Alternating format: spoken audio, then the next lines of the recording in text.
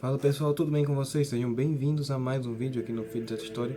E o assunto do vídeo de hoje vai ser sobre os milagres eucarísticos, os top 5 milagres mais impressionantes que nem a NASA consegue explicar, os milagres eucarísticos.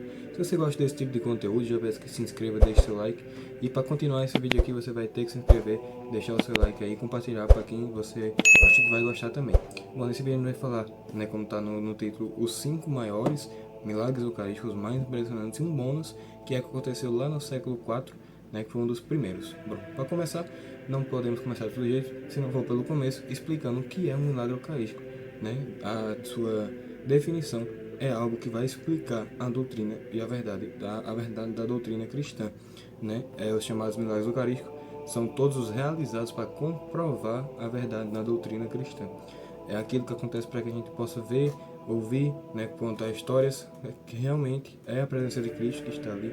Tudo que ele fala é verdade, que seu corpo é realmente comida, que seu sangue é realmente bebida. O milagre eucarístico é isso, ele comprova a fé que já está escrita. Né? Às vezes a gente tira muita coisa, a gente consegue sim tirar muita coisa, às vezes, estava dizendo, a gente consegue tirar muita coisa boa desses milagres eucarísticos, mas tem ali por trás o que a gente vê que para começar, começou com dúvidas, como, já puxando aqui, já dando um gancho para o início, o milagre de Lanciano. E como que aconteceu lá no século VIII, né, na Itália, foi o seguinte: um monge, em uma missa que estava celebrando, ele sentiu dúvidas sobre a presença real da Eucaristia. Né? No momento em que ele erguia a hóstia, ele se perguntava se realmente era Cristo que estava ali, se precisava daquilo tudo, toda aquela solenidade virada para a hóstia. E no momento em que ele teve aquela dúvida, que se juntou com as dúvidas dos fiéis, dos paroquianos daquela paróquia que estava um monge, a Eucaristia, no momento da consagração, se transformou em carne, e o vinho, né, se transformou em sangue. Só que no sentido literal, quimicamente, né, falando ali, biologicamente, porque depois, quando foi mandado para análise, como vocês estão vendo aí na tela, foi mandado para análise, realmente se tinha ali, confirmou que era carne e tecido, né, cardíaco de um homem. E até o tipo sanguíneo foi descoberto, que era um tipo sanguíneo AB, né, que foi tirando ali do cálice. Isso deixou todo mundo ali daquela paróquia chocado. Hoje, com certeza, é disparado o milagre mais conhecido, no Eucarístico, o milagre mais conhecido, milagre lantiano. E para deixar claro que todas essas fontes aqui que eu estou pegando são de canais já muito famosos, como o próprio Padre Paulo Ricardo, alguns outros canais de fé muito famosos e verdadeiros. Bom, esse milagre de Lanciano começou, né, ali a mover muitas pessoas a realmente acreditar na questão da consagração, porque pessoas ali de todo mundo tinham dúvidas, e começou depois desse milagre que até hoje está lá exposto na Itália, até hoje está exposto, o pessoal vem se convertendo.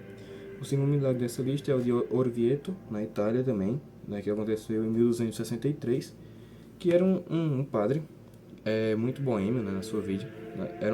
Levava uma vida boêmia, estava de passagem ali pela cidade de Orvieto, e que ele duvidou da transubstanciação, né? E quando ele estava celebrando a missa lá na cidade de Bolsena, ele viu, assim que disse a palavra "esse é o meu corpo", ele viu a hóstia começar a sangrar durante a consagração. Tudo isso a partir da dúvida. Para vocês verem o fato de por que não é tão bom que aconteça um milagre eucarístico em nossa paróquia, em nossa diocese, porque surge a partir de uma dúvida. Né? É aquilo que o Senhor fala a Timóteo, né? Credes porque vedes, bem-aventurados os que creem sem precisar que veem, sem precisar ter uma prova como essa que aconteceu com esse padre que levava uma vida completamente devaneio, uma vida boêmia. Aconteceu que quando a hóstia se transformou em sangue, ele levou até o Papa Urbano IV, que já estava, né, em Orvieto, e ordenou que a construção da catedral daquela cidade, para abrigar as relíquias, que acabou que depois desse milagre de 1263 foi instituída a festa de Corpus Christi. Por isso é uma festa, se você for pesquisar na data do Corpus Christi ou em qualquer outra data, vai ver que é por causa desse milagre eucarístico que aconteceu, porque o pessoal também tinha dúvidas. É sempre essa questão, né, da fraqueza humana, da gente ter dúvidas sobre algo que é lógico, que é a transubstanciação. No top 3, nós temos o milagre de Santarém, que aconteceu em Portugal, um pouquinho antes do milagre de Orvieto, que aconteceu em 1247.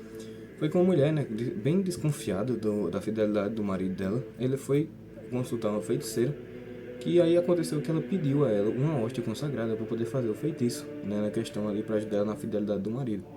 E a mulher foi, pegou a hóstia, né, recebeu, embanou, botou assim, né, de um pano e foi para casa. Quando ela estava indo para casa, já percebeu que o pano já estava ficando avermelhado. E assim que ela chegou, ela ficou desesperada, porque começou a sangrar, né? Continuou a sangrar a hóstia, não era só um pouquinho de sangue, gotas. Quando ela chegou no quarto dela, escorria a hóstia, escorria sangue, jorrava sangue para todos os lados. E ela ficou perdida ali, não sabia o que fazer e acabou levando para uma igreja local, que até hoje está lá, né? Em Santarém. E tem alguns fatos aí bem interessantes. Por exemplo, a hóstia estava em um relicário de mel de abelha. E aconteceu que depois de um tempo esse relicário se quebrou, enfim, se endureceu, se quebrou e se cristalizou juntando o sangue da hóstia que estava jogando e o mel, enfim, aquele material. E se você vê na relíquia hoje, é um cristal. Então ela se juntou ali, se cristalizou, né, ali o mel de abelha junto com o sangue da hóstia que estava jorrando e ficou um cristal, né, galera, ao redor da relíquia daquela hóstia santa. Então ali dá pra ver no relicário que tem dentro como que realmente é um cristal ao redor da hóstia. Esse foi um milagre, né, o terceiro milagre desta lista. Vamos agora para o quarto, um milagre bastante conhecido e bastante também desconhecido pela população católica, que é um milagre que aconteceu lá em Buenos Aires em 96, bem recente mesmo, que teve até o envolvimento de Mário Bergoglio, que hoje é o nosso Papa Francisco, que era arcebispo, né, cardeal daquela diocese. Aconteceu que durante a missa, né, esse foi o terceiro sinal do milagre eucarístico, durante a missa, uma hóstia consagrada foi derrubada e encontrada no chão. Então, os ministros e o padre seguiram um procedimento que é o que? Pegar essa hóstia que foi derrubada e colocar em um recipiente com água para que se dissolva ali naturalmente. Aconteceu que depois de alguns dias, né, em específico 6 dias, essa hóstia foi encontrada com sinais de sangue, manchas de sangue nela, e ela já havia se transformado em uma massa que o pessoal já tinha suspeita de ser um tecido humano. Como não podia se fazer teste de imediato, se teve a dúvida se era um tecido, então foi mandado para o atual cardeal e arcebispo, que era, como eu falei, Bergoglio, que hoje é Papa Francisco. No dia 15 de agosto de 96, ele encaminhou essas amostras para alguém mais especializado na área da medicina, que era o professor Ricardo Castanhon Gomes, para que fossem analisadas. E esse mesmo professor, ele disse que em 2001 levei minhas amostras para o professor Linolo, que identificou as células brancas, e disse-me que com grande probabilidade essas correspondiam ao tecido do coração. Os resultados obtidos das amostras eram semelhantes aos estudos realizados sobre a hóstia do milagre de Lanciano. Ou seja, já tem essa referência entre um milagre que aconteceu lá em muito tempo atrás, no século VIII, e um milagre que aconteceu no século XX, já tem, né, essa questão. Então fica aí uma coisa que também a NASA não explica. Vamos ao quinto milagre, por último e não menos importante, o milagre de Siena, que aconteceu na Itália em 1730. Foi o seguinte, né, na paróquia daquela cidade, entraram um bando de ladrão e roubou as hóstias consagradas da Basílica de São Francisco, lá em Siena. Roubou como que seria o sacrário de hoje em dia, tinha outro nome, mas agora não vou saber dizer. E depois de 3 dias foram encontradas em uma caixa de esmola em outra igreja, né, ali um pouco distante dela. A dúvida que fica do porquê, né, isso aconteceu é o porquê elas estavam em perfeito estado de conservação e dentro de uma caixinha de esmolas. Não tinha como, depois desse trajeto, elas ficarem conservadas sem nenhum tipo de incorruptibilidade.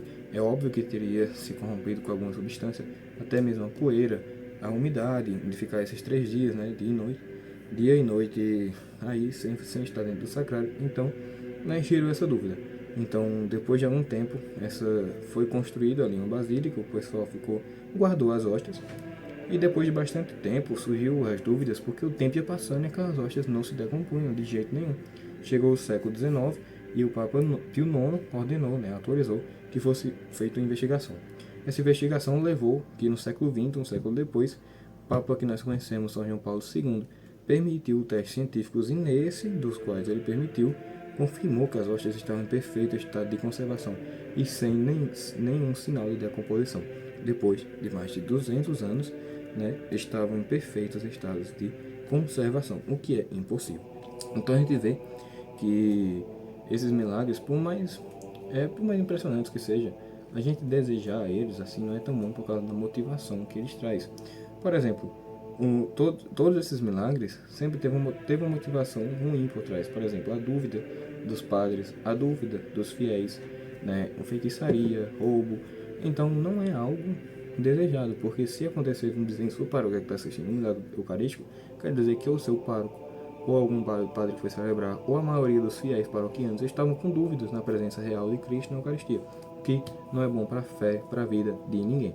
Como eu falei, vai ter agora mais um milagre, um bônus, que é que o primeiro relatado, que foi relatado por São Cipriano de Cartago no século III.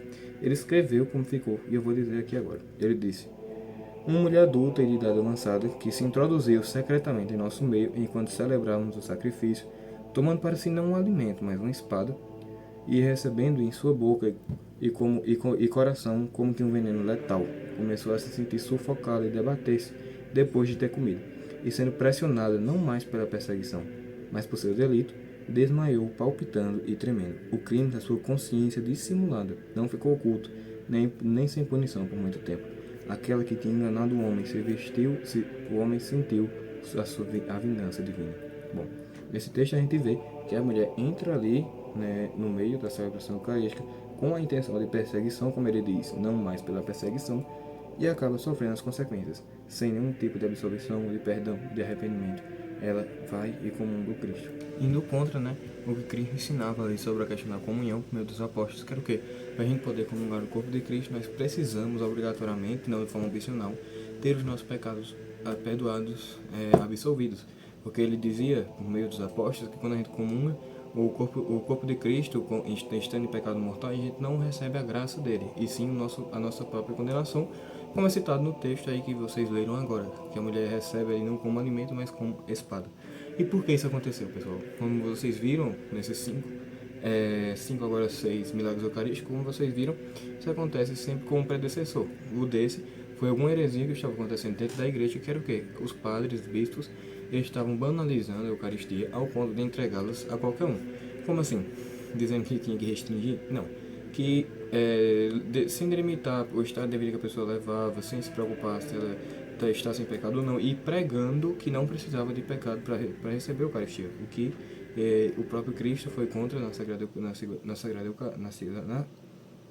que o próprio Cristo foi contra na Sagrada Escritura e o que a igreja também é contra até o dia de hoje.